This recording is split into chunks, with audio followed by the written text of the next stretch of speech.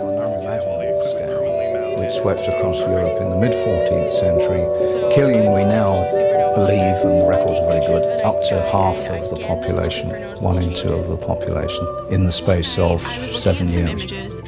It's caused by a bacterium, which is called Yersinia pestis. The bacterium evolved actually from a harmless and non-pathogenic bacterium that normally lives in the soil.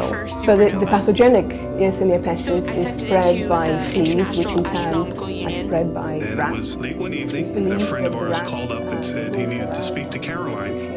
And then he broke the news to her that she had discovered and became the youngest person ever to discover a supernova. There have been outbreaks of the plague in North America and South America, for example. So it's very much, although we think of the plague as something that happened a long time ago and decimated European populations then, it is still very much an ongoing concern, and it's a very important pathogen today.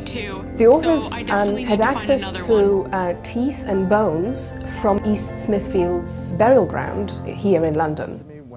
The scale of deaths is enormous. When I was growing up in New York, I was told that art was the living was scarcely able to bury the dead. Conceptual art. So that places like Smithfield were set up at very short notice, just in order to get rid of the bodies and to have European the top funerals artists, or whatever they are, the alchemists, Gerhard Richter, Kiefer, all these students of Joseph Beuys, gave permission. People like Julian Schnabel and David Bowie and a number of other people gave them permission to make images that had a sense of urgency. They were painted out of material. The Selman, 1997, I believe. Again, this is a very lyrical sort of, she's coming out of this, sort of photo, new image tradition, but you can tell it's very romantic. She's dealing with something that's, the fragility of the human experience, obviously the spider's experience as well. So you can see that all these things are going on. And amongst the Obviously, this is a suggestions lot that the later authors propose are, for example, than climatic changes, social changes I was aware to do with the way we humans live, but also our own immunity. In the interim between the Middle Ages and now, we would have been exposed to different pathogens, which perhaps has augmented our immunity and allows us to fight Yersinia pestis infections better.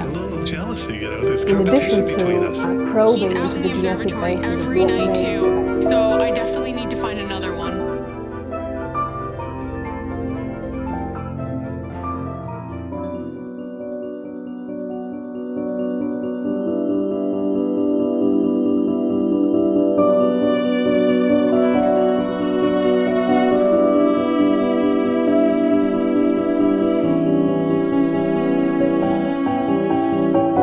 Better in the 14th century with deaths on this horrendous scale than we would be able to cope today. And this is primarily because people were, to a degree, self-sufficient and independent, whereas today we have such complex interconnections that deaths on anything like that scale